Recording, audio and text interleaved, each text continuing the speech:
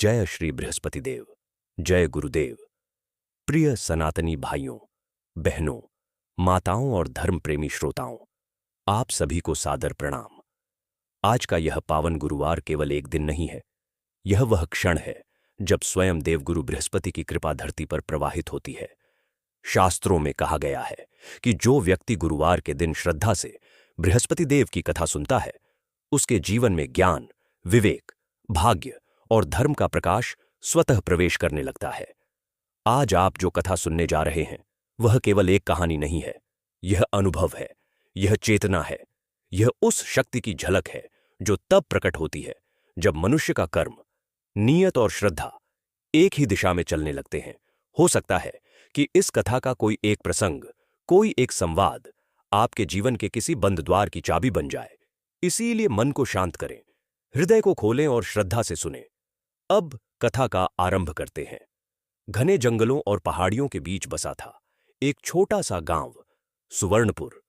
यह गांव किसी नक्शे में बहुत बड़ा नहीं था, लेकिन यहां के लोगों का हृदय विशाल था। मिट्टी से जुड़े, मेहनती और सरल जीवन जीने वाले लोग यहां रहते थे। गांव के किनारे एक पुरानी नदी बहती थी, जिसका नाम था चंद्रवती। कहते हैं कि इस नदी के किनारे बैठकर ध्यान करने से मन को अद्भुत शांति मिलती थी। इसी गांव में रहता था एक दर्जी, हरिदत्त। उसकी दुकान बहुत छोटी थी, लेकिन उसकी सुई में ईमानदारी और उसके हाथों में हुनर था। हरिदत्त का जीवन संघर्षों से भरा था, पर वह कभी शिकायत नहीं करता था।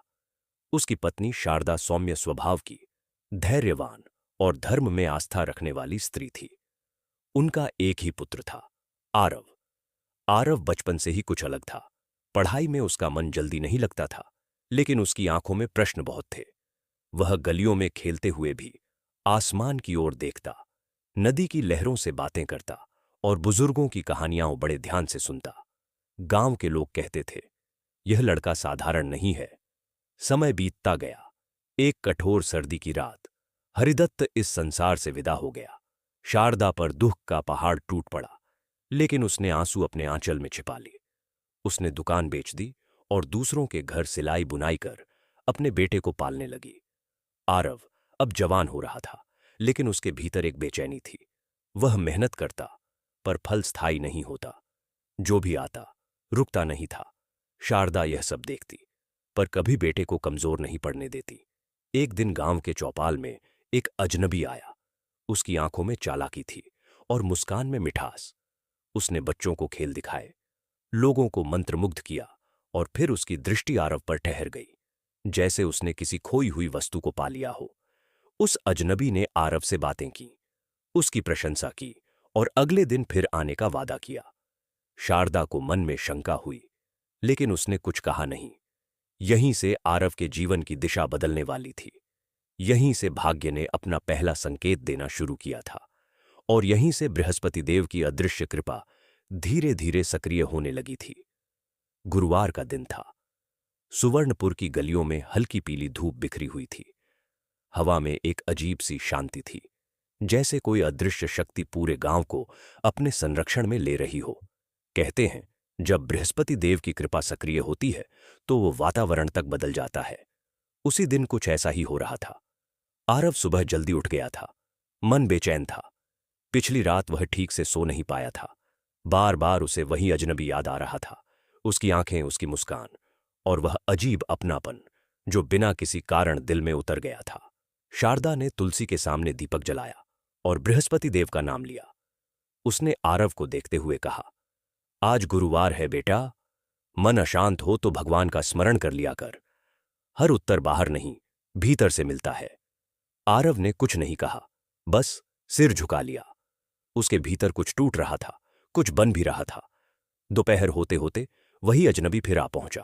इस बार उसके हाथ में मिठाई का डिब्बा था, नए कपड़े थे और बोलने में अपनापन पहले से ज्यादा था। उसने शारदा के चरण छुए। मां, आप बिल्कुल मेरी बुआ जैसी हैं। शारदा चौंकी, लेकिन सनातन संस्कृति में अतिथि को भगवान माना जाता है, इसलिए उसने उसे बैठाया। अजनबी ने अपना नाम बताया, कालीनाथ। उसने कहा कि वह दूर दराज के इलाकों में व्यापार करता है, लोगों को आगे बढ़ाता है, हुनर पहचानता है। उसकी बातें मीठी थीं, इतनी मीठी कि उनमें झर छुपा है। यह पहचान पाना आसान नहीं था। उसने आरव से कहा, तुम में आग है लड़के, लेकिन आग अगर सही दिशा न पाए तो खुद को ही जला लेती है। आरव पहली बार किसी की बात ध्यान से सुन रहा था। कालीनाथ ने प्रस्ताव रखा, मेरे साथ चलो, मैं तुम्हें दुनिया दिखाऊंगा, काम सिखाऊंगा। यहां इस छोटे से गांव में तुम्हारी किस्मत घुट जाएगी। शारदा का दिल बैठ गया। मां का मन सबसे पहले खतरे को पहचानता है। उसने धीरे से कहा, मेरा बेटा कहीं नहीं जाएगा। कालीनाथ मुस्कुराया, मां, भाग्य को बांध कर नहीं रखा जाता। और यहीं बृहस्पति देव की पहली परीक्षा शुरू हुई। रात को आरव का मन डगमगा गया। उसने सोचा, क्या सच में मैं यहीं सड़ जाऊंगा? क्या मेरी जिंदगी बस इतनी ही है? अगली सुबह बिना मां को बताए वह कालीनाथ के साथ निकल पड़ा। यह वही पल था जहां से पतन भी शुरू हो सकता था और उत्थान भी। कालीनाथ उसे दूर पहाड़ियों की ओर ले गया। रास्ते में अजीब अजीब बातें करता रहा, कभी सफलता के सपने, कभी धन, कभी सत्ता। तीसरे दिन वे एक सुनसान घाटी में पहुंचे। चारों ओर सन्नाटा, हवा भारी। अचानक कालीनाथ का स्वर बदल गया। उसने कहा, अब तुम्हारी असली परीक्षा है। उसने आरव को एक गहरे गड्ढे के पास खड़ा कर दिया और अगले ही पल उसे धक्का दे दिया। अंधेरा, भूख, डर। आरव 2 दिन तक उस गड्ढे में पड़ा रहा। उसने मां को याद किया, बृहस्पति देव को पुकारा, और तभी उसकी उंगली में पहनी बचपन की पीतल की अंगूठी चमकी। नीली रोशनी फूटी और एक दिव्य आकृति प्रकट हुई। वह कोई साधारण जिन्न नहीं था, वह कर्म का प्रहरी था। उसने कहा, तुम्हारा समय अभी समाप्त नहीं हुआ है। उसने आरव को बाहर निकाला। जब आरव घर लौटा तो शारदा उसे देखकर रो पड़ी। उस दिन आरव समझ गया, सच्चा धन क्या होता है। यहीं से उसकी असली यात्रा शुरू हुई। उसने मेहनत शुरू की, ईमानदारी से, धैर्य से। जिन्न कभी कभी मदद करता, लेकिन हर बार समझाता, शक्ति सहारा है, लक्ष्य नहीं। धीरे धीरे आरव बदलने लगा। बाजार की चाल समझी, लोगों की नीयत पहचानी, और यहीं बृहस्पति देव ने उसके भाग्य का द्वार आधा खोल दिया। लेकिन अभी असली परीक्षा बाकी थी। राज्य, महल, राजकुमारी और वह अंधकार जो सब कुछ निगलने को तैयार था। गुरुवार की वही पीली धूप अब आरव के जीवन में स्थायी रूप से बसने लगी थी। सुवर्णपुर अब वैसा नहीं रहा था जैसा पहले था, या शायद आरव ही बदल चुका था। अब वह वही लड़का नहीं था जो बिना सोचे समझे किसी की मीठी बातों में आ जाए। गड्ढे का अंधकार, मां के आंसू और बृहस्पति देव का स्मरण, इन तीनों ने उसके भीतर एक नया मनुष्य जन्म दिया था। शारदा यह बदलाव महसूस कर रही थी। अब आरव बिना कहे सुबह उठ जाता, तुलसी के सामने दीपक जला देता और काम में लग जाता। वह बोलता कम था, पर उसकी आंखों में ठहराव था। एक दिन पास के नगर धर्मपुर से व्यापारी आए। धर्मपुर साधारण नगर नहीं था, वही नगर राजमहल की आपूर्ति का केंद्र था। जो वहां टिक गया उसका जीवन बदल सकता था। आरव ने पहली बार अपनी बनाई वस्तुएं वहीं बेचने का निश्चय किया। जिन्न ने मदद करनी चाहिए, लेकिन आरव ने मना कर दिया। उसने कहा, अगर यह मेरा भाग्य है तो मैं इसे अपने कर्म से छूऊंगा। धर्मपुर का बाजार विशाल था। आवाजें, रंग, गंध, सौदे, सब कुछ तेज। यहीं पहली बार आरव को समझ आया कि दुनिया मेहनत से नहीं, बुद्धि और विवेक से चलती है। कुछ व्यापारी उसे ठगना चाहते थे, कुछ उसकी सादगी का लाभ उठाना चाहते थे, लेकिन उसने धैर्य नहीं खोया। तीसरे दिन एक वृद्ध व्यक्ति ने उसे ध्यान से देखा। वह व्यक्ति साधारण नहीं था, उसकी आंखों में वर्षों का अनुभव था।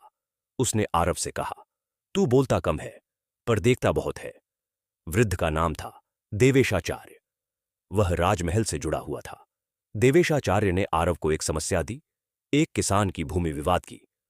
आरव ने बिना किसी मंत्र, बिना किसी शक्ति, केवल तर्क और सत्य से समाधान बताया। वृद्ध मुस्कुराया, राज्य को ऐसे ही लोगों की आवश्यकता है। यही वह वाक्य था जिसने आरव को राजमहल की ओर मोड़ दिया। पहली बार उसने राजमहल को देखा। ऊंची दीवारें, विशाल द्वार, प्रहरी और भीतर छुपे सैकड़ों रहस्य। राजमहल भीतर से उतना पवित्र नहीं था जितना बाहर से दिखता था।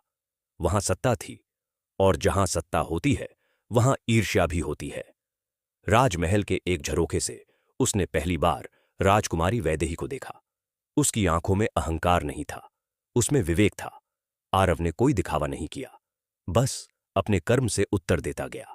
दरबार में पहली बार उसका नाम लिया गया। कुछ को यह पसंद आया, कुछ को नहीं। एक व्यापारी माधवदास को यह बिल्कुल पसंद नहीं आया। वह वर्षों से दरबार को भ्रम में रखे हुए था और यहीं से पहली साजिश ने जन्म लिया। एक रात राजमहल से कीमती वस्तु गायब हुई। संदेह सीधे आरव पर गया। वह चुप रहा, क्योंकि सत्य को शोर की जरूरत नहीं होती। उसने सबूत इकट्ठा किए, धैर्य रखा और सच्चाई दरबार में रख दी। माधवदास बेनकाब हुआ। दरबार सन्न रह गया। राजकुमारी ने पहली बार कहा, यह युवक साधारण नहीं है। लेकिन उसी क्षण महल की एक पुरानी रक्षक स्त्री ने आरव को देखा। उसकी दृष्टि कांप गई। उसने बुदबुदाकर कहा, संरक्षक लौट आया है।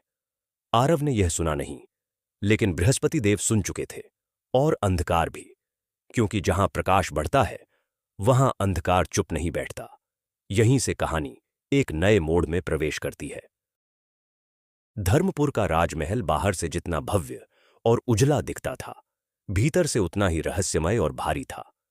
आरव के लिए यह स्थान केवल पत्थरों और स्तंभों का ढांचा नहीं था, बल्कि ऐसा जीवित शरीर था जिसमें हर दीवार कुछ छुपाए बैठी थी। माधवदास के बेनकाब होने के बाद दरबार में एक अजीब सा सन्नाटा फैल गया था। कुछ लोगों की आंखों में राहत थी, तो कुछ की आंखों में छुपा हुआ भय। राजकुमारी वैदेही अब पहले से अधिक गंभीर रहने लगी थीं। वह आरव को अक्सर दूर से देखती, जैसे किसी पहेली का उत्तर ढूंढ रही हों। उन्हें समझ आने लगा था कि यह युवक केवल समस्या सुलझाने वाला नहीं, बल्कि समस्याओं को जन्म लेने से पहले महसूस कर लेने वाला है। उसी शाम, जब सूर्य अस्त हो रहा था और महल की दियों की पंक्तियां जल उठी थीं, वह वृद्ध रक्षक स्त्री फिर से आरव के सामने आई। उसका नाम था काल्या देवी। उसकी पीठ झुकी हुई थी, पर आंखों में ऐसी तीक्ष्णता थी कि वह सीधे आत्मा को देख ले। उसने धीमे स्वर में कहा, तुम्हें यहां रुकना भारी पड़ सकता है बालक। आरव ने शांत स्वर में उत्तर दिया, अगर रुकना धर्म है तो भारीपन स्वीकार है। काल्या देवी की आंखें भर आईं। वह कुछ क्षण चुप रही, फिर बोली, महल में हर कोई जैसा दिखता है वैसा है नहीं। कुछ लोग सांस लेते हैं पर जीवित नहीं हैं। आरव को उसके शब्दों में चेतावनी से अधिक सच्चाई महसूस हुई। उसी रात महल के पश्चिमी हिस्से में हलचल हुई। एक सिपाही बेहोश मिला। उसके आसपास फर्श पर काली राख जैसी परत जमी हुई थी। तलवार पिघली हुई थी, जैसे किसी आग ने नहीं बल्कि किसी ऊर्जा ने उसे मोड़ा हो। राजा ने इसे सामान्य घटना मानने की कोशिश की, लेकिन राजकुमारी समझ चुकी थीं कि यह साधारण नहीं है। उन्होंने आरव को बुलाया। आरव ने उस राख को देखा। जैसे ही उसने उंगली पास ले जाई, राख अपने आप सिमटकर गायब हो गई। उसके शरीर में एक सिहरन दौड़ गई। यह वही अनुभूति थी जो उसे उस गड्ढे में हुई थी। यह अंधकार नया नहीं था, यह पुराना था, दबा हुआ था और अब जाग रहा था। उसी रात आरव ने पहली बार देखा कि महल की दीवारें भी सांस लेती हैं। कुछ गलियारों में चलते समय उसे लगा कि कोई पीछे पीछे चल रहा है, पर मुड़ने पर कुछ नहीं था। अगले दिन दरबार में एक नया व्यक्ति आया। एक वृद्ध, दुबला पतला, शांत चेहरा, लेकिन आंखों में गहरी छाया। उसका नाम बताया गया, रुद्रसेन। उसे महल का पुराना खजांची कहा गया, जो वर्षों से बाहर प्रवास में था। आरव की दृष्टि उस पर टिक गई। उसकी चाल में कुछ ऐसा था जो मनुष्य जैसा नहीं लग रहा था, जैसे जमीन को छुए बिना चल रहा हो। रुद्रसेन ने राजकुमारी को प्रणाम किया, और जैसे ही उसकी दृष्टि आरव से मिली, एक क्षण के लिए उसकी आंखों में काली चमक दौड़ गई। बस एक क्षण, लेकिन आरव ने देख लिया। उस रात राजमहल में दीप बुझने लगे, हवा भारी हो गई और महल के पुराने हिस्से से एक मंद गूंजती हंसी सुनाई दी। राजकुमारी अपने कक्ष में थी। आरव बाहर पहरा दे रहा था। अचानक भीतर से दर्द भरी आवाज आई। आरव ने दरवाजा खोला। कमरे के बीचों बीच काला धुआं घूम रहा था। राजकुमारी हवा में कुछ इंच ऊपर उठी हुई थी, जैसे किसी अदृश्य शक्ति ने उन्हें जकड़ लिया हो। आरव ने बिना सोचे तलवार उठाई, लेकिन तलवार धुएं से टकराते ही पीछे उछल गई। उसी क्षण राजकुमारी के गले में पड़ा वह हार हल्की सुनहरी रोशनी से चमक उठा। धुआं पीछे हटने लगा।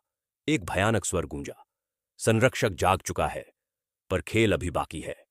धुआं खिड़की से बाहर निकल गया। राजकुमारी जमीन पर गिर पड़ी। आरव ने उन्हें संभाला। उनकी आंखों में डर नहीं, विश्वास था। उन्होंने धीमे से कहा, वह चिन्ह, वह उत्तर सिक्त चिन्ह, अगर वह दुश्मन को मिल गया तो यह राज्य टिक नहीं पाएगा।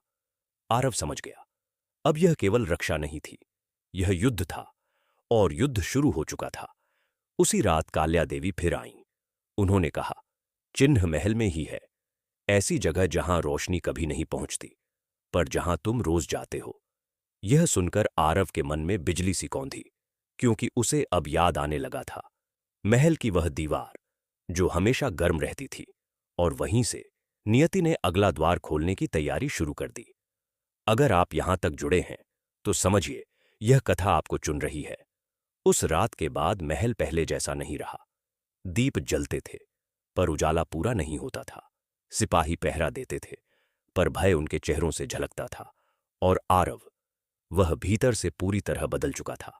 अब वह सिर्फ एक विवेकी युवक नहीं था, अब वह व्यक्ति बन रहा था जिसे नियति ने बहुत पहले चुन लिया था। राजकुमारी वैदेही कई रातों तक सो नहीं पाईं। जब भी आंख बंद करतीं, वही काला धुआं, वही भारी स्वर और वही शब्द गूंजते, खेल अभी बाकी है। आरव हर सुबह महल के पुराने हिस्सों से होकर गुजरता। उसे काल्या देवी के शब्द लगातार कचोट रहे थे, जहां तुम रोज जाते हो, पर जहां रोशनी पहुंचती। और तभी उसे वह स्थान याद आया, महल का सबसे पुराना गलियारा, वह रास्ता जो रसोई से शस्त्रागार की ओर जाता था, जहां दीवारें हमेशा गर्म रहती थीं, जहां मशालें भी अजीब तरह से कांपती थीं। उस दिन गुरुवार था। आरव ने बृहस्पति देव का नाम लिया और अकेले ही उस गलियारे में प्रवेश किया। जैसे ही वह आगे बढ़ा, हवा बदल गई, सांस भारी हो गई और दीवारों से धीमी धीमी कंपन की आवाज आने लगी।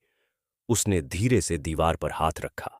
दीवार धड़क रही थी, जैसे उसके भीतर कोई जीवित हो। आरव ने आंखें बंद कीं। उसी क्षण उसके भीतर कुछ जागा, वही अनुभूति जो उसे गड्ढे में हुई थी, वही स्थिरता, वही शांति। दीवार पर एक हल्की नीली रेखा उभरी, फिर वह रेखा फैलती गई और एक गोल सूर्याकार चिन्ह स्पष्ट दिखाई देने लगा, उत्तर सिक्त चिन्ह। जैसे ही चिन्ह पूरी तरह प्रकट हुआ, दीवार अपने आप खुलने लगी। पर यह दरवाजा नहीं था, यह प्रकाश था। आरव ने कदम आगे बढ़ाया। पीछे दीवार फिर से सामान्य हो गई। अब वह एक ऐसे स्थान में था जहां समय भी थमा हुआ लगता था। यह कक्ष विशाल था, 4 स्तंभ, बीच में पत्थर की वेदी और वेदी के ऊपर हवा में तैरती नीली ऊर्जा। आरव समझ गया, यह वही चिन्ह है। लेकिन तभी कक्ष में ठहाका गूंजा, वही हंसी। अंधकार सघन हो गया। एक आकृति उभरी। अब वह परछाई नहीं थी, अब उसका आकार स्पष्ट था। वह रुद्रसेन था, या शायद रुद्रसेन कभी था ही नहीं। उसकी आंखें पूरी तरह काली थीं। आवाज में इंसानियत नहीं थी। उसने कहा, अंततः तुम पहुंच ही गए, संरक्षक। आरव का शरीर सिहर उठा। तुम ही हो? वह हंसा। मैं वही हूं जो इस राज्य से बहुत पहले निकाला गया था। मैं वही हूं जिसे प्रकाश ने स्वीकार नहीं किया। उसने बताया कि यह चिन्ह और हार मिलकर एक द्वार खोलते हैं, एक ऐसा द्वार जहां से अंधकार फिर से इस लोक में स्थायी रूप ले सकता है। राजकुमारी मेरे पास है, उसने कहा, और अगर तुमने चिन्ह नहीं दिया तो वह कभी वापस नहीं आएगी।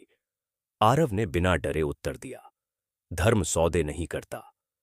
अंधकार क्रोधित हो गया। पूरे कक्ष में ऊर्जा टकराने लगी। आरव ने आगे बढ़कर चिन्ह को छूने का प्रयास किया। जैसे ही उसकी उंगलियां चिन्ह से मिलीं, एक तेज नीली बिजली कक्ष में फैल गई। आरव पीछे गिरा, सांस रुक गई, लेकिन तभी चिन्ह स्वयं उसकी ओर खींचने लगा, जैसे उसे पहचान गया हो। नीली रोशनी उसके हाथ में समा गई। कक्ष उज्ज्वल हो उठा। अंधकार चीखा, यह संभव नहीं। आरव खड़ा हुआ। अब उसकी आंखों में भय नहीं था। उसने कहा, सत्य को कोई बंद नहीं कर सकता। अंधकार पीछे हट गया, लेकिन जाते जाते उसने कहा, राजकुमारी अभी भी मेरे पास है। अगर उसे बचाना है तो अंतिम द्वार खोलना होगा। और वह गायब हो गया। कक्ष शांत हो गया। आरव जान चुका था, अंतिम संघर्ष बाकी है। राजकुमारी को बचाने के लिए उसे स्वयं को पूरी तरह स्वीकार करना होगा, संरक्षक के रूप में। अगर आप यहां तक आए हैं तो यह केवल कहानी नहीं है, यह धैर्य, धर्म और सत्य की परीक्षा है। नीली रोशनी के शांत होते ही वह कक्ष फिर से पत्थर और सन्नाटे में बदल गया। उत्तर सिक्त चिन्ह अब आरव की हथेली में था, लेकिन वह बोझ की तरह भारी लग रहा था। यह कोई साधारण शक्ति नहीं थी, यह तो उत्तरदायित्व था। आरव ने गहरी सांस ली। उसे महसूस हो रहा था कि अब वह वही नहीं रहा जो कुछ समय पहले महल में प्रवेश करते समय था। उसके भीतर कोई जाग चुका था, लेकिन वह अभी पूरी तरह समझ नहीं पा रहा था कि वह क्या है। वह कक्ष से बाहर निकला। सुरंग के रास्ते अब पहले जैसे नहीं थे। कुछ दीवारें गायब हो चुकी थीं, कुछ नई उभर आई थीं, जैसे महल खुद उसके अनुसार बदल रहा हो। जब वह बाहर पहुंचा तो रात और गहरी हो चुकी थी। महल के आंगन में सन्नाटा था।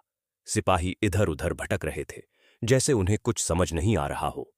आरव ने एक सिपाही से पूछा, राजकुमारी कहाँ है? सिपाही की आवाज कांप रही थी। महाराज, वह अब भी नहीं मिली। आरव का हृदय कस गया।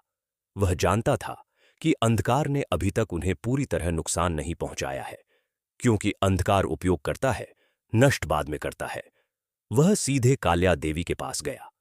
वह महल के सबसे पुराने मंदिर में बैठी थीं, आंखें बंद, मंत्र जपती हुईं। आरव के कदमों की आहट सुनकर उन्होंने आंखें खोलीं। उनकी दृष्टि आरव की हथेली पर गई। एक क्षण के लिए वह कांप उठी। तुमने चिन्ह को छू लिया, उन्होंने कहा। अब पीछे लौटना संभव नहीं है। आरव ने शांत स्वर में कहा, मैं पीछे लौटने नहीं आया। काल्या देवी ने गहरी सांस ली। तो सुनो, जो मैं अब बताने जा रही हूं वह महल का सबसे बड़ा सत्य है। उन्होंने बताया कि बहुत पहले इस राज्य की स्थापना के समय दो शक्तियां थीं, एक प्रकाश की, एक अंधकार की। दोनों को संतुलन में रखने के लिए उत्तर सिक्त चिन्ह और वह हार बनाए गए थे। लेकिन अंधकार ने संतुलन स्वीकार नहीं किया। उसे निर्वासित कर दिया गया, लेकिन वह पूरी तरह नष्ट नहीं हुआ। वह प्रतीक्षा करता रहा। और अब काल्या देवी ने कहा, तुम्हारे माध्यम से वह वापस आना चाहता है। आरव ने पूछा, तो राजकुमारी? काल्या देवी की आंखें नम हो गईं। उसे इसलिए ले जाया गया है क्योंकि वह हार की वाहक है और क्योंकि उसका हृदय शुद्ध है। आरव की मुट्ठी भींच गई। उसने दृढ़ स्वर में कहा, तो मुझे वहीं जाना होगा जहां अंधकार सबसे गहरा है। काल्या देवी ने सिर हिलाया। महल के नीचे, उससे भी नीचे, जहां रोशनी का नाम भी नहीं लिया जाता। उन्होंने एक पुराना द्वार दिखाया।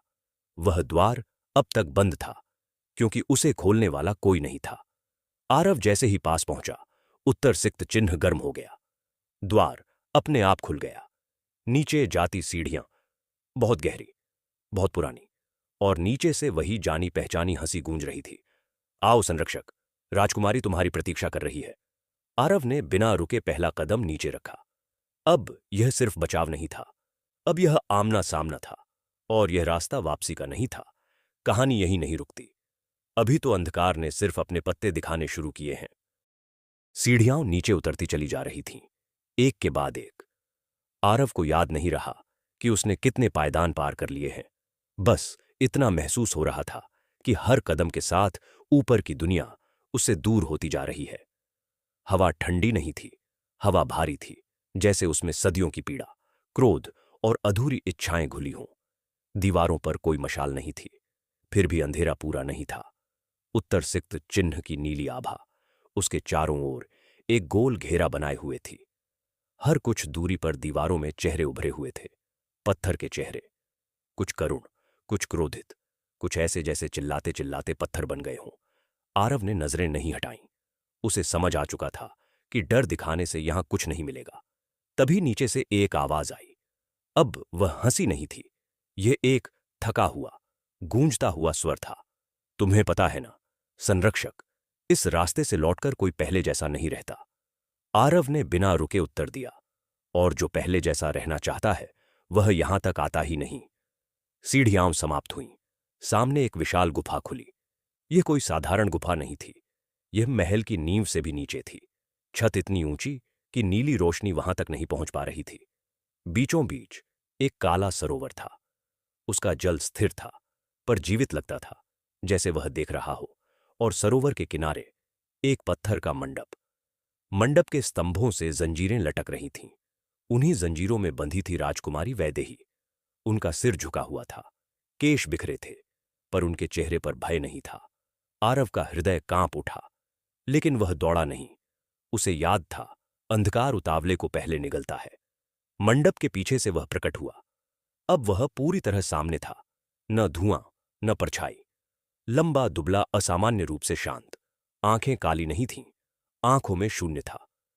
तुम निराश कर रहे हो, उसने कहा। मैंने सोचा था तुम गुस्से में आओगे। आरव ने उत्तर सिक्त चिन्ह को अपनी हथेली में घुमाया। मैं गुस्से में नहीं हूं, मैं स्पष्ट हूं। वह हंसा। स्पष्टता भी एक भ्रम है। मैं कभी दुष्ट नहीं था, आरव। आरव चौंका। तुम जो भी हो, तुमने एक निर्दोष को बांधा है। वह गंभीर हो गया। और क्या तुम जानते हो कितने निर्दोषों ने मुझे यहां बांधा था? उसने बताया कि वह कभी इस राज्य का रक्षक था, प्रकाश का सेवक। लेकिन जब उसने संतुलन से आगे बढ़कर सत्ता मांगी, तो उसी प्रकाश ने उसे गिरा दिया। तुम वही गलती मत करना, उसने कहा। ताकत मिलने के बाद सब यही कहते हैं, मैं अलग हूं। राजकुमारी ने धीरे से आंखें खोली। उनकी आवाज कमजोर थी, पर स्थिर। आरव, यह तुम्हारी परीक्षा है। अंधकार ने मुस्कुराकर कहा। नहीं राजकुमारी, यह उसकी पहचान है। उसने एक मंत्र बोला। सरोवर में लहरें उठीं। काले जल से आकृतियां बनने लगीं। वे आकृतियां आरव जैसी थीं, पर आंखों में लाल चमक थी। ये तुम्हारी संभावनाएं हैं, उसने कहा। वे सब जो तुम बन सकते थे, अगर धर्म को छोड़ देते। आकृतियां आगे बढ़ीं। आरव ने तलवार नहीं उठाई। उसने आंखें बंद की। उसने मां को याद किया। तुलसी का दीपक, गुरुवार की शांति, और वह क्षण जब उसने गड्ढे में भगवान को पुकारा था। उत्तर सिक्त चिन्ह चमक उठा। नीली रोशनी ने आकृतियों को छुआ। वे चीखी नहीं, वे बस शांत हो गईं। अंधकार पहली बार पीछे हटा। तो तुमने चुन लिया, उसने कहा। लेकिन याद रखो, हर चयन की कीमत होती है। जंजीरों में हलचल हुई, और तभी सरोवर के नीचे से कुछ और जाग उठा। कुछ बहुत पुराना, कुछ बहुत क्रोधित। धरती कांपने लगी। राजकुमारी ने फुसफुसाकर कहा, आरव, यह उससे भी बड़ा है। और उसी क्षण गुफा की छत से एक गहरी गर्जना गूंजी, जैसे किसी ने नींद से जागकर पहली सांस ली हो।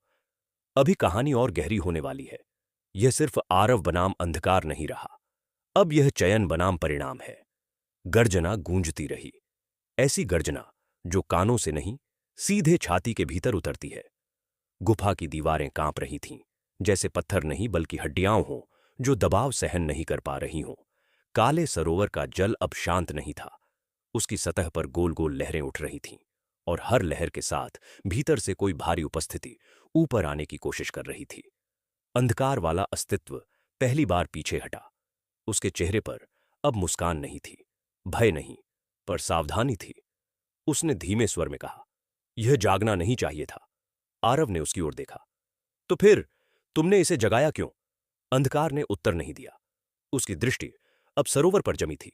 तभी सरोवर के बीचों बीच जल फटा। कोई आकृति नहीं, कोई शरीर नहीं, बस एक विशाल गहरी नीली आंख खुली। आंख नहीं, जैसे स्वयं चेतना हो। गुफा में हवा रुक गई। राजकुमारी की सांस तेज हो गई। यह क्या है? उनकी आवाज कांप रही थी। काल्या देवी के शब्द आरव के मन में गूंजे। कुछ शक्तियां न प्रकाश होती हैं, न अंधकार। वे केवल स्मृति होती हैं, और यह वही था। वह आवाज जो अब गूंज रही थी, न पुरुष थी, न स्त्री, न युवा, न वृद्ध। संरक्षक। आरव का शरीर जड़ हो गया। यह नाम उसके कानों में नहीं, सीधे आत्मा में उतरा। तुमने मुझे छुआ, आवाज बोली, इसलिए मुझे उत्तर देना होगा। अंधकार ने तुरंत कहा, यह उसका अधिकार नहीं है, यह शक्ति संतुलन की है। आवाज ने उत्तर दिया, और संतुलन तब टूटता है जब कोई उसे अपने लिए मोड़ना चाहता है। सरोवर से नीली रोशनी उठी। वह रोशनी सीधे आरव की हथेली में समाये उत्तर सिक्त चिन्ह से जुड़ गई। आरव को ऐसा लगा जैसे उसके भीतर कोई पुरानी स्मृति खुल रही हो, ऐसी स्मृति जो उसकी नहीं थी लेकिन उससे जुड़ी थी। उसने देखा राज्य की स्थापना, पहले संरक्षक, प्रकाश और अंधकार के बीच किया गया समझौता, और फिर देखा कैसे किसी ने संतुलन को तोड़ने की कोशिश की। वह व्यक्ति वही था जो आज अंधकार बनकर सामने खड़ा था। तुम्हें दूसरा अवसर मिला था, आवाज ने कहा, और तुमने फिर वही चुना। अंधकार का स्वर भारी हो गया। क्योंकि संतुलन कमजोरी है? नहीं, आवाज शांत थी। संतुलन उत्तरदायित्व है। जंजीरों में बंधी राजकुमारी की ओर रोशनी गई। जंजीरें अपने आप ढीली पड़ने लगीं। अंधकार आगे बढ़ा। अगर तुम उसे मुक्त करोगे तो द्वार कभी नहीं खुलेगा। आवाज रुकी। द्वार खुलना या बंद रहना अब मेरे निर्णय में नहीं है। सभी की दृष्टि आरव पर आकर ठहर गई। आवाज बोली, अब निर्णय तुम्हारा है संरक्षक। आरव की सांसें भारी हो गईं। किस बात का निर्णय? अगर तुमने इस शक्ति को अपनाया, आवाज बोली, तो तुम अकेले नहीं रहोगे, लेकिन तुम साधारण भी नहीं रहोगे। और अगर तुमने मना किया, अंधकार ने कहा, तो वह लड़की जीवित तो रहेगी, पर यह शक्ति फिर कभी किसी को नहीं चुनेगी। राजकुमारी ने कमजोर स्वर में कहा, आरव, मेरे लिए मत चुनना। आरव की आंखें बंद हो गईं। उसके सामने मां का चेहरा आया। सुवर्णपुर, तुलसी का दीपक, गुरुवार की शांति, और फिर यह गुफा, यह युद्ध, यह उत्तरदायित्व। उसने आंखें खोली। मैं शक्ति के लिए नहीं चुनूंगा, उसने कहा, मैं परिणाम के लिए चुनूंगा। सरोवर की आंख धीमे से झपकी। तो फिर आगे का मार्ग तुम्हारे लिए आसान नहीं होगा, आवाज बोली। अंधकार मुस्कुराया। अब तुम सच में खेल में आ गए हो, आरव। और उसी क्षण गुफा का एक हिस्सा धंसने लगा। राजकुमारी की जंजीरें पूरी तरह खुल चुकी थीं, लेकिन बाहर जाने का रास्ता अब वैसा नहीं रहा था जैसा आरव ने सोचा था, क्योंकि यह गुफा अब सिर्फ एक स्थान नहीं थी, यह एक परीक्षा बन चुकी थी। कहानी अभी और आगे जाएगी। अभी निर्णय हुआ है, पर उसका मूल्य बाकी है। गुफा कांप रही थी, पत्थर गिर रहे थे, हवा भारी हो गई थी। नीली और काली रोशनी के बीच अब पूरा स्थान बिजली की तरह चमक रहा था। आरव ने राजकुमारी को अपनी बाहों में संभाला और धीरे धीरे पीछे हटने लगा। लेकिन गुफा अब वैसी नहीं रही थी जैसी पहले थी। वह जीवित हो चुकी थी। हर दीवार धड़क रही थी, जैसे कोई महान जीव अपने भीतर कुछ नया जन्म दे रहा हो। सरोवर से उठी नीली आभा अब शांत नहीं थी। वह घूमती हुई मंडप के चारों ओर फैल रही थी। उसके भीतर से वही गूंजती आवाज आई, संरक्षक ने चुन लिया है, अब परिणाम प्रकट होगा। अंधकार हंस पड़ा। परिणाम? तुम्हें लगता है कि इस निर्णय का फल उसे मिलेगा? फल तो मैं लूंगा, क्योंकि उसके हर चयन के पीछे छाया मैं ही हूं। उसने हाथ उठाया। सरोवर की काली लहरें हवा में उठीं और चारों ओर घूमने लगीं। राजकुमारी ने डर से आंखें बंद कर लीं। आरव ने उत्तर सिक्त चिन्ह को अपनी मुट्ठी में कस लिया, लेकिन इस बार चिन्ह गर्म नहीं हुआ। वह ठंडा था, जैसे किसी ने उसके भीतर की शक्ति को थाम लिया हो। तुम्हारा चिन्ह अब मेरा है, अंधकार ने कहा।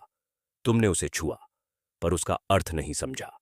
जो प्रकाश चुनता है, उसे पहले अपने भीतर का अंधकार स्वीकार करना पड़ता है, और तुमने अभी तक खुद को देखा ही नहीं। गुफा का तापमान गिरने लगा। दीवारों पर जमा हुआ जल बर्फ में बदल गया। राजकुमारी कांपने लगी। आरव ने एक गहरी सांस ली और आंखें बंद की। अगर भीतर अंधकार है, तो मैं उसे नकारूंगा नहीं, क्योंकि जो छाया को न माने, वह सूर्य की कीमत नहीं समझता। उसके शब्दों के साथ ही उसके हाथ से हल्की नीली रेखा बाहर निकली। वह सीधी सरोवर की सतह को छू गई। सरोवर उफन पड़ा, जैसे किसी ने उसमें आग डाल दी हो। अंधकार पीछे हट गया। नहीं, यह कैसे संभव है? आरव की आंखें अब नीली नहीं थीं, उनमें सुनहरी चमक आ गई थी। उसके चारों ओर की हवा गर्म हो गई। उसके भीतर बृहस्पति की कृपा काम कर रही थी, ज्ञान की, विवेक की और सत्य की शक्ति। राजकुमारी ने धीमी आवाज में कहा, आरव, तुम्हारे भीतर वही प्रकाश है जिसे यह अंधकार सबसे ज्यादा डरता है। अंधकार अब बौखला गया था। उसने अपने दोनों हाथ फैलाए और उसके पीछे से काले साए उभरे, सैकड़ों परछाइयां। हर परछाई में एक चेहरा था, गुस्सा, ईर्ष्या, भय, लालच, हर मानव के भीतर छिपी बुराई के रूप में। ये सब तुम्हारे जैसे लोग हैं, अंधकार चिल्लाया। तुम जिनके लिए लड़ते हो, वे ही मुझे जन्म देते हैं। आरव ने उत्तर दिया, अगर बुराई मनुष्य में है, तो अच्छाई भी उसी में है। तुम केवल आधा सत्य हो। उसने उत्तर सिक्त चिन्ह उठाया। सुनहरी और नीली रोशनी एक साथ उठी। हवा में कंपन फैल गया। परछाइयां चीखने लगीं। अंधकार पीछे हटने लगा, पर वह हारा नहीं था। वह मुस्कुराया। संरक्षक, तुम जीत नहीं रहे, तुम मेरे साथ एक हो रहे हो। और तभी सरोवर के बीच में खुला वह चक्र जिसे काल्या देवी द्वार कहती थी। वह द्वार अब चमक नहीं रहा था, वह फट रहा था। नीली और काली ऊर्जा टकरा रही थी, जैसे ब्रह्मांड के दो सिरों की लड़ाई चल रही हो। राजकुमारी ने पुकारा, आरव, उसे बंद करो। आरव ने पूरा बल लगाया, लेकिन चिन्ह अब उसके नियंत्रण में नहीं था। वह घूम रहा था, जल रहा था। हवा में तेज चीखें गूंज रही थीं। अंधकार धीरे से हंसा। अब देखो, तुम्हारा चयन तुम्हें कहां ले जाता है। और उसी क्षण सरोवर के भीतर से एक नई आकृति निकली। न पूरी रोशनी, न पूरा अंधकार, कुछ ऐसा जो दोनों का मिश्रण था। वह आकार आरव की ही तरह दिख रहा था। आरव ने उसे देखा। यह क्या है? आवाज गूंजी। यह वह रूप है जो तुम्हें बनना था, अगर तुमने प्रकाश और अंधकार दोनों को एक कर लिया होता।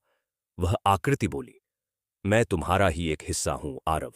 अब तय करो, तुम मुझे मिटाओगे या मुझ में समा जाओगे। गुफा की दीवारें फिर कांपने लगीं। राजकुमारी ने चिल्लाकर कहा, आरव, सोच मत, कर्म करो। आरव ने एक क्षण के लिए आंखें बंद कीं। उसे मां की आवाज सुनाई दी, हर संकट में याद रखना, बृहस्पति देव सत्य के साथ खड़े होते हैं। उसने गहरी सांस ली। मैं न मिटाऊंगा, न समाऊंगा, मैं समरस कर दूंगा। उसने दोनों हाथ फैलाए। उत्तर सिक्त चिन्ह की नीली आभा और उसकी स्वयं की सुनहरी रोशनी धीरे धीरे मिलने लगी। दोनों रंग मिलकर श्वेत बन गए। श्वेत प्रकाश जिसने गुफा को भर दिया। अंधकार चीखा, यह असंभव है। आरव ने दृढ़ स्वर में कहा, असंभव वही है जहां सत्य की इच्छा नहीं होती। और उस एक क्षण में अंधकार ने अपना आकार खो दिया। सरोवर शांत हो गया। गुफा की दीवारें स्थिर हो गईं। राजकुमारी गिरते हुए आरव की बाहों में आ गईं। उनकी आंखें खुलीं। उनके चेहरे पर पहली बार पूर्ण शांति थी। लेकिन आरव का चेहरा अब वैसा नहीं था। उसकी आंखों में न पूरी रोशनी थी, न पूरा अंधकार। दोनों का संतुलन था। गुफा की छत से प्रकाश की एक रेखा उतरी, जैसे बृहस्पति देव स्वयं आशीर्वाद दे रहे हों। आवाज गूंजी, तुमने संतुलन पुनः स्थापित कर दिया है। पर यह कहानी यहीं समाप्त नहीं होती। गुफा के बाहर की धरती धीरे धीरे हिलने लगी।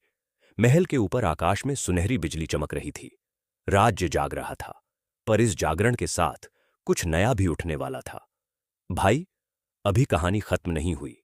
अब वह भाग शुरू होगा जहां प्रकाश की जीत के बाद भी दुनिया में सत्य को बनाए रखना सबसे कठिन बन जाता है। श्वेत प्रकाश धीरे धीरे मंद पड़ने लगा। गुफा अब शांत थी, लेकिन यह शांति साधारण नहीं थी। यह वैसी शांति थी जैसी किसी भयानक तूफान के बाद आती है, जब सब कुछ खड़ा तो है, पर भीतर से हिल चुका होता है। आरव ने राजकुमारी वैदेही को सहारा देकर खड़ा किया। उनके कदम लड़खड़ा रहे थे, पर आंखों में डर नहीं था। उन्होंने चारों ओर देखा और धीमे स्वर में कहा, यह स्थान अब खाली नहीं लगता, पर भरा भी नहीं है। आरव समझ गया, अंधकार मिटा नहीं था, वह बिखर गया था। गुफा के पत्थर अब पहले जैसे नहीं थे।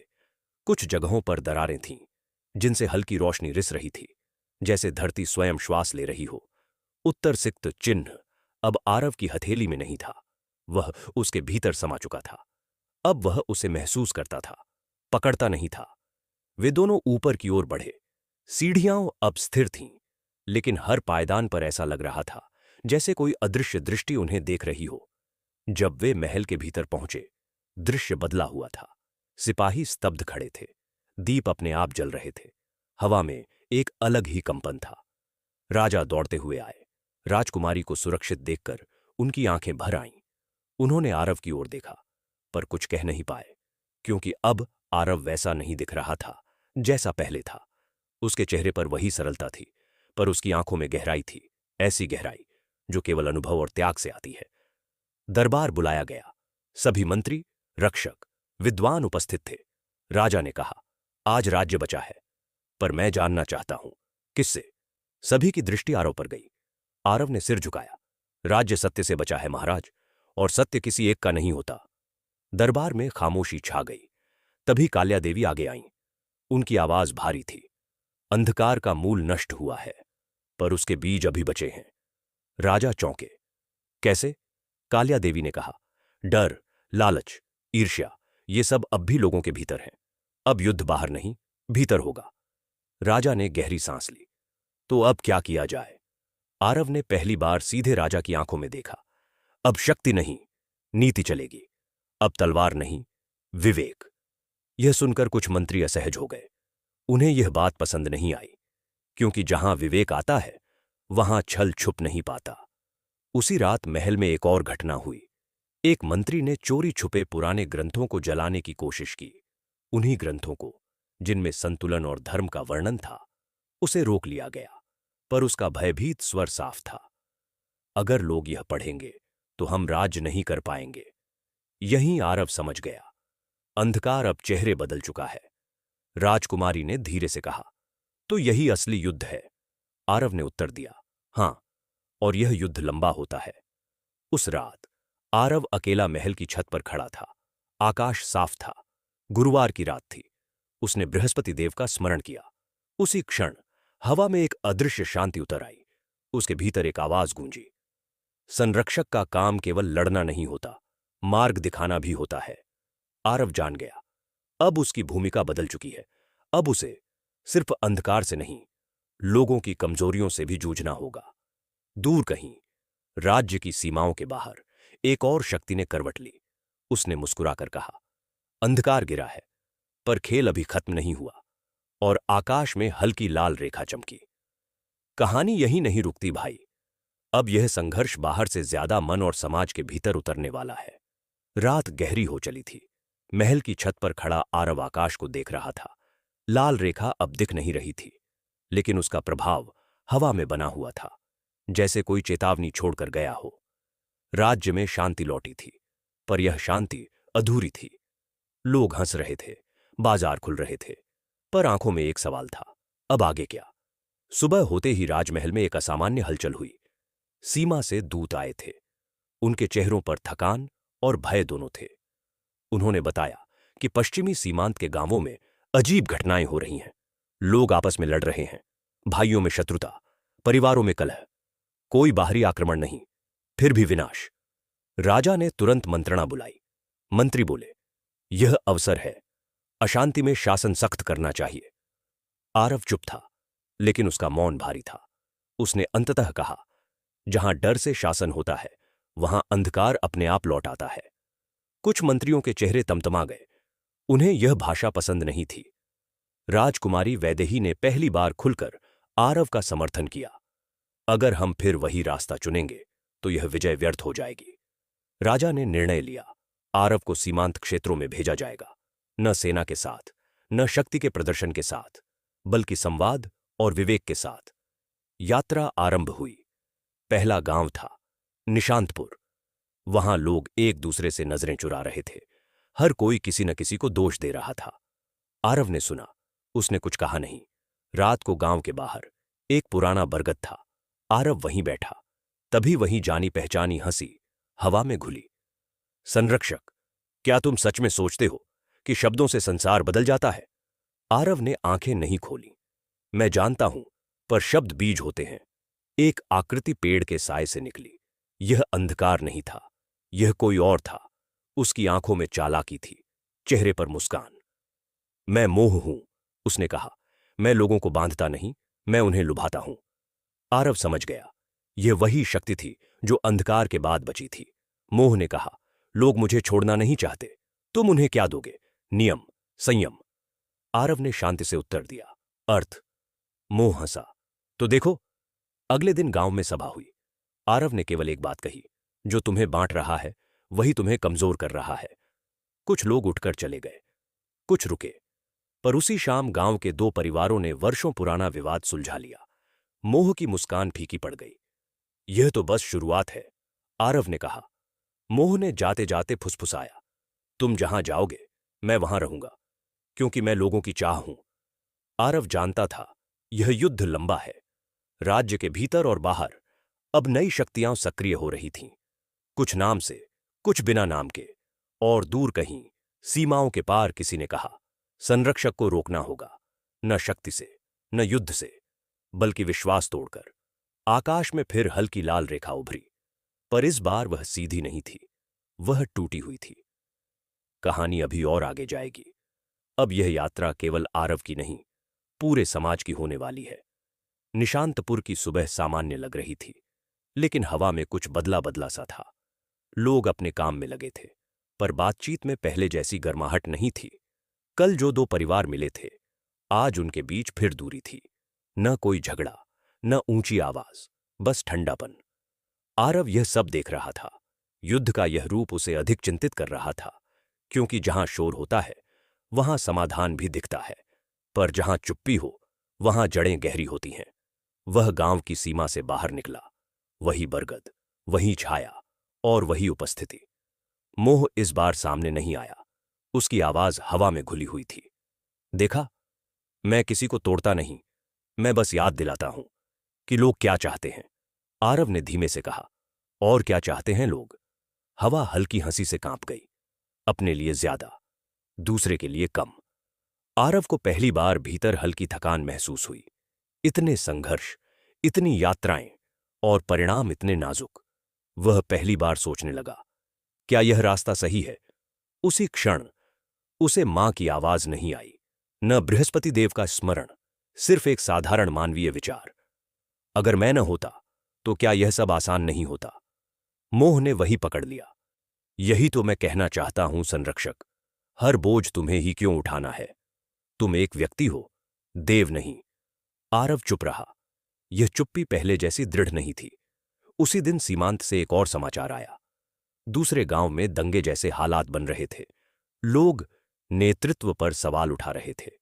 कुछ आरव का नाम लेकर कह रहे थे, यह नया मार्ग हमें कमजोर बना रहा है। यह पहला वार था, प्रतिष्ठा पर। राजमहल से संदेश आया कि कुछ मंत्री असंतुष्ट हैं। वे कह रहे हैं कि आरव का तरीका राज्य को अस्थिर कर रहा है। राजकुमारी वैदेही ने उसे संदेश भेजा, सावधान रहो, यह वही क्षण है जब अच्छे लोग पीछे हटते हैं। रात को आरव अकेला बैठा। आकाश साफ था, पर आज तारों में शांति नहीं थी। मोह उसके पास बैठा, इस बार बिना छाया, बिना छल। मैं तुम्हारा शत्रु नहीं हूं, उसने कहा, मैं तुम्हारी थकान हूं। आरव ने पहली बार उसकी ओर देखा। और अगर मैं थक गया? मोह मुस्कुराया, तो लोग मुझे चुनेंगे। आरव ने आंखें बंद कीं। अंदर कहीं उत्तर सिक्त चिन्ह हल्का सा धड़क गया, जैसे चेतावनी दे रहा हो। उसी समय दूर किसी गांव में एक व्यक्ति ने आग जलाई, फिर दूसरे ने, फिर तीसरे ने। डर नहीं था, बस असंतोष था, और असंतोष अंधकार से भी तेज फैलता है। आरव ने आंखें खोली। तो यही तुम्हारा खेल है? मोह ने सिर झुकाया। नहीं, यह मनुष्य का खेल है। आरव जान गया, अब उसे केवल समझाना नहीं होगा, अब उसे स्थिर रहना होगा, क्योंकि अगला चरण विरोध का नहीं, विश्वास के टूटने का है। और जब विश्वास टूटता है तो सबसे पहले संरक्षक अकेला पड़ता है। दूर आकाश में लाल रेखा फिर दिखी, इस बार बहुत हल्की, पर बहुत फैली हुई, जैसे चेतावनी नहीं, जैसे न्योता हो। कहानी यही नहीं रुकती भाई।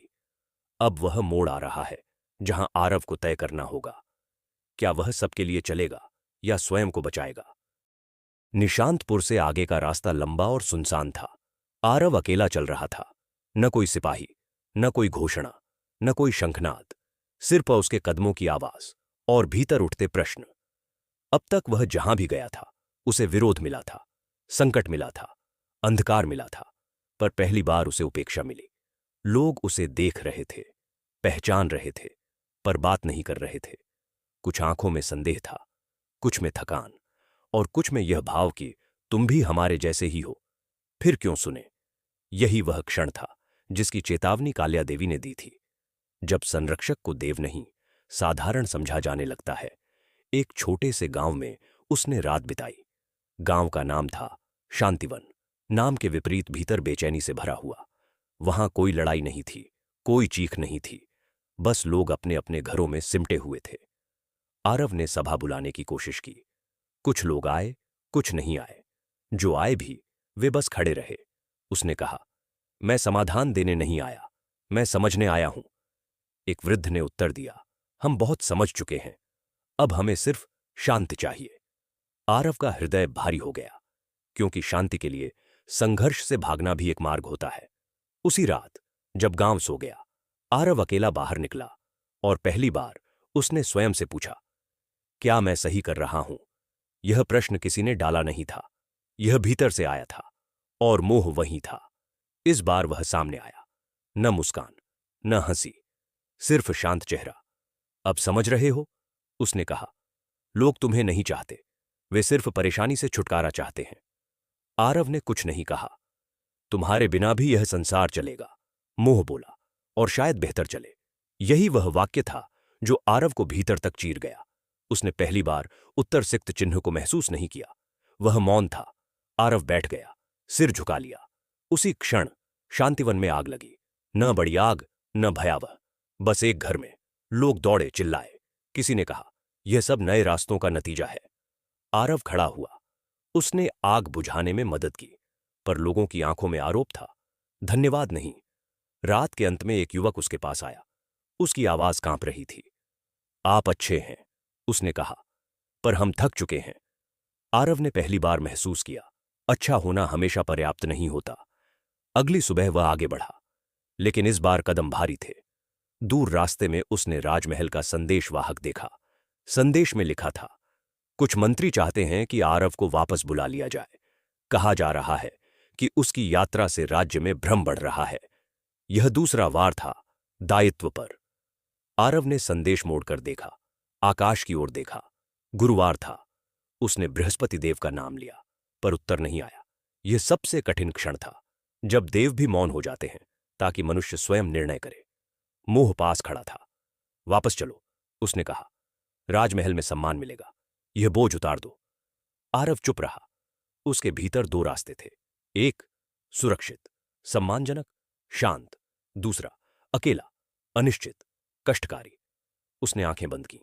उसे मां का चेहरा नहीं दिखा, राजकुमारी की आवाज भी नहीं।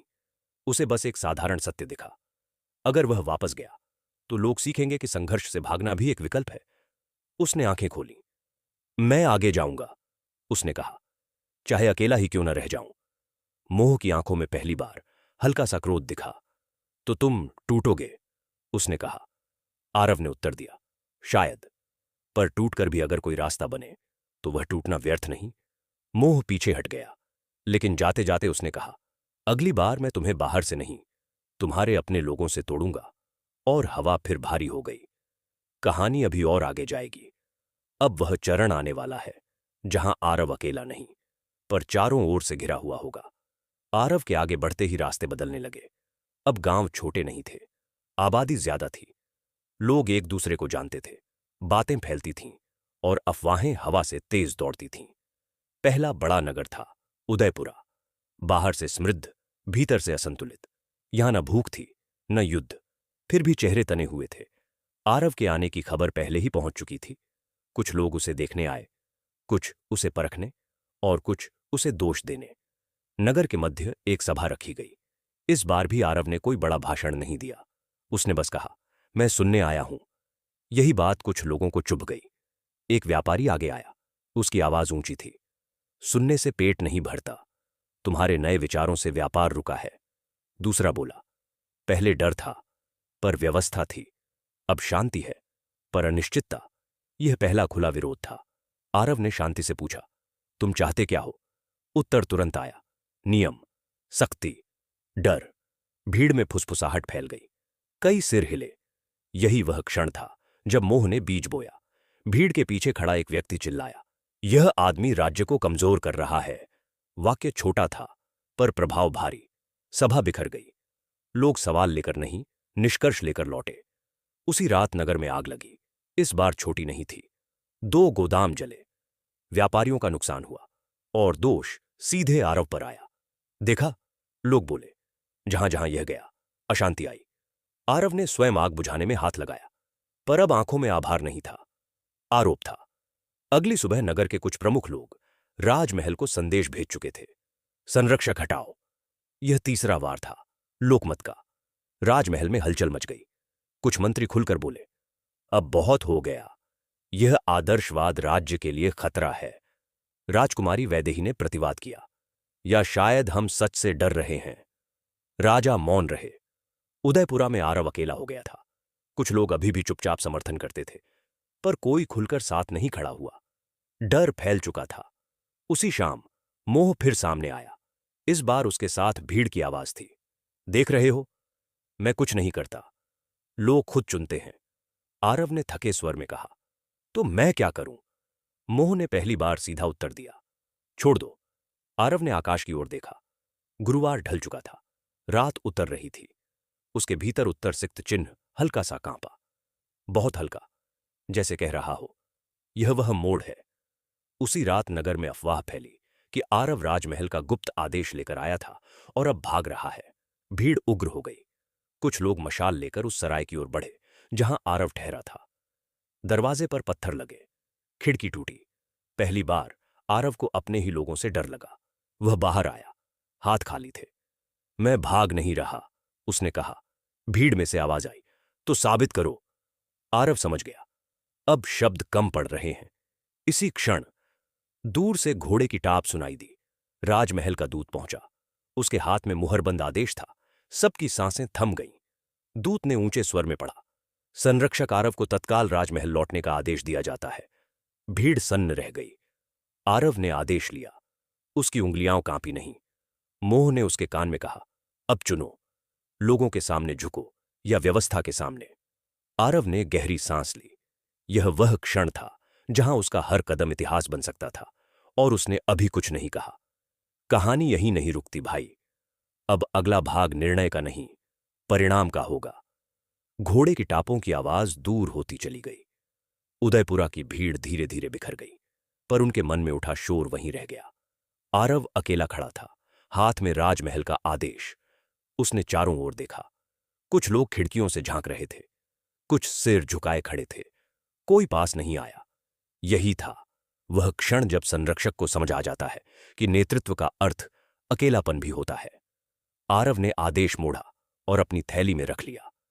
उसने सराय की ओर नहीं देखा, ना ही उन जली हुई इमारतों की ओर। वह चल पड़ा। रास्ता लंबा था। पहली बार उसे घोड़े की पेशकश की गई थी, लेकिन उसने मना कर दिया। मुझे पैदल ही लौटना है, उसने दूत से कहा, ताकि हर कदम का भार समझ सकूं। दूत ने कुछ नहीं कहा। मार्ग में रात हुई। खुले आकाश के नीचे आरव रुका। यही वह रात थी जिसमें उसने पहली बार स्वीकार किया, वह थक चुका है, न शरीर से, मन से। उसने आग जलाई, चुपचाप बैठ गया, और मोह सामने आया। इस बार वह न हंसा, न ताना मारा। अब तुम समझ रहे हो, उसने कहा। लोग सत्य नहीं चाहते, वे स्थिरता चाहते हैं। आरव ने धीमे स्वर में उत्तर दिया, और स्थिरता के लिए वे किस हद तक जा सकते हैं? मोह की आंखें गहरी हो गईं। किसी भी हद तक। आरव ने आग की लपटों को देखा। तो फिर दोष केवल लोगों का नहीं, नेतृत्व का भी है। मोह ने सिर झुकाया। अब तुम सही प्रश्न पूछ रहे हो। यही वह बात थी जिससे आरव डर रहा था। राजमहल लौटते समय उसे हर गांव बदला हुआ दिखा। लोग चुप थे, पर उनकी चुप्पी में प्रतीक्षा थी। राजमहल के द्वार खुले, वही स्तंभ, वही प्रहरी, पर वातावरण अलग था। राजा ने उसे तुरंत नहीं बुलाया। दरबार में फुसफुसाहट थी। कुछ मंत्री चाहते थे कि आरव से अधिकार छीन लिए जाए, कुछ चाहते थे कि उसे पूरी शक्ति दी जाए। दोनों ही बातें उसे असहज कर रही थीं। राजकुमारी वैदेही ने उसे अकेले में बुलाया। उनकी आंखों में चिंता थी। यह आखिरी मोड़ है, उन्होंने कहा। अब जो भी होगा वह सिर्फ तुम्हें नहीं, पूरे राज्य को बदल देगा। आरव ने सिर झुकाया। मैं जानता हूं, डरो मत, उन्होंने कहा, पर भ्रम में भी मत रहो। उसी रात राजमहल के मंदिर में काल्या देवी प्रकट हुई, बहुत समय बाद। उन्होंने आरव को देखा और कहा, संरक्षक की अंतिम परीक्षा युद्ध नहीं होती। आरव ने पूछा, तो क्या होती है? काल्या देवी ने उत्तर दिया, त्याग। उन्होंने बताया कि राज्य में संतुलन तब तक नहीं आएगा जब तक एक व्यक्ति अपना सबसे प्रिय स्थान स्वेच्छा से नहीं छोड़ता। आरव समझ गया, वह स्थान सत्ता थी। सुबह दरबार लगा।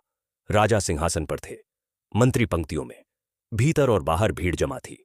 राजा ने कहा, आज निर्णय होगा। सभी की दृष्टि आरव पर थी। मोह कहीं दिखाई नहीं दे रहा था, पर उसकी उपस्थिति हर मन में थी।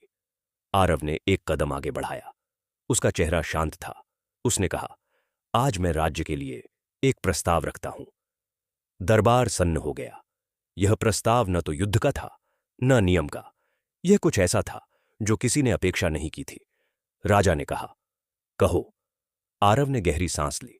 और यहीं वह क्षण आता है जहां कहानी अपने अंतिम भाग की ओर मुड़ती है।